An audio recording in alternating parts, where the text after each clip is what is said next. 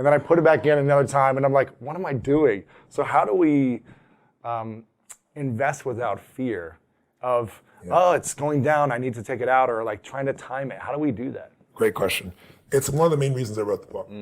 I always tell people, if you just read the second chapter of the book and nothing else, it'll change your life. You can do that with multiple chapters, but that chapter is really about teaching people that winter is coming. Yes. We all know winter's coming, right, to coin a phrase, but that winter is the best time on earth. And I know that's counterintuitive, and I don't mean like being a positive thinker. I mean pure facts. So in the book, I take you through 10 facts. I'll give you a couple of them right now. Yep. The first fact I give people is, why do people not invest? They're afraid of failing. If you're a millennial, right? Mm-hmm. So you grew up witnessing 2008 when you were still relatively young. How old are you now? 33. Okay, so you were what, 27? What? 2008. 27, I guess. Yeah, 27, 28 years old. So you're a young man, and you're watching the world melting down in front of you. Yeah. For most millennials, they are the first generation since the generation that went through the Depression that is not investing at the ratio they need to, even close. And they have more debt than everyone probably, right? With all the They have more loans. College debt than everyone, absolutely true. I have a friend that has $400,000 in debt, dental school. President Obama just paid off his debt 5 years ago while he was still president. No. I swear to God. Oh my gosh. It's mind-boggling. And he had a bunch of scholarships, but the last bit, it took him that long. So what I tell them is, listen, paying off your debt's not enough. You've got to become an owner, or you're always going to be in that place. So yes, pay off your debt, but here's what you need to know. You got to become an owner.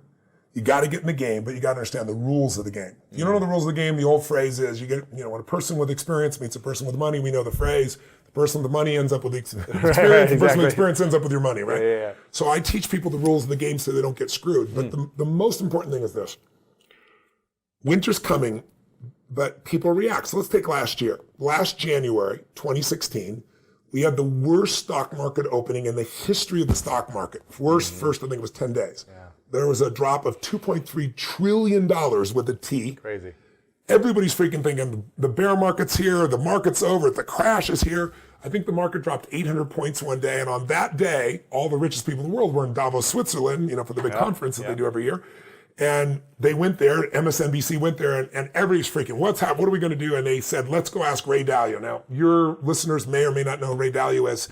If you're not in the financial business, probably never heard of him. You probably heard of Warren Buffett, but Ray Dalio's done more. You had to have a $5 billion net worth and $100 million to give him, or he wouldn't talk to you 10 years ago. Now, he doesn't give a shit how much money you have, he won't talk to you because he's got a closed fund. But they go and they put Dalio on television, CNBC, he's the king. What do we do? And he says, well, you don't need to panic.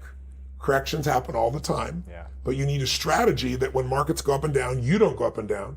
And he said, I spent 15 years of my life to perfect such a strategy. All of my money's in that plan.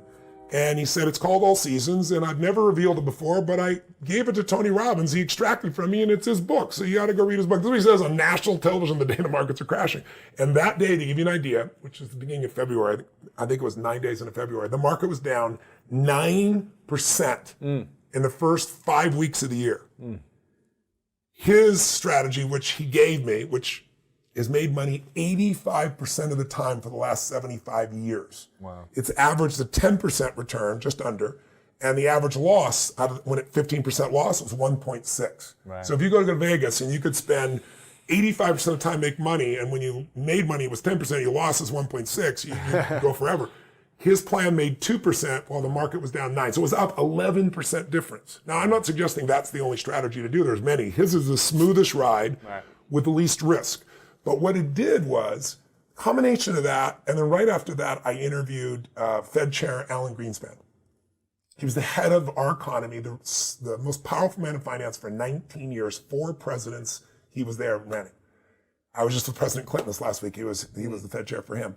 And I interviewed him for like 2 hours, or 3 hours off stage, 2 hours in front. And I asked him in the very beginning of this thing, I said to him, I said, look, if you could be put in the Fed today, what would you do? And he looks at me, and as I said, he leans forward and he says, resign. So I look at that and go, oh my God, I need to write a book that'll free people. So here's what will free you.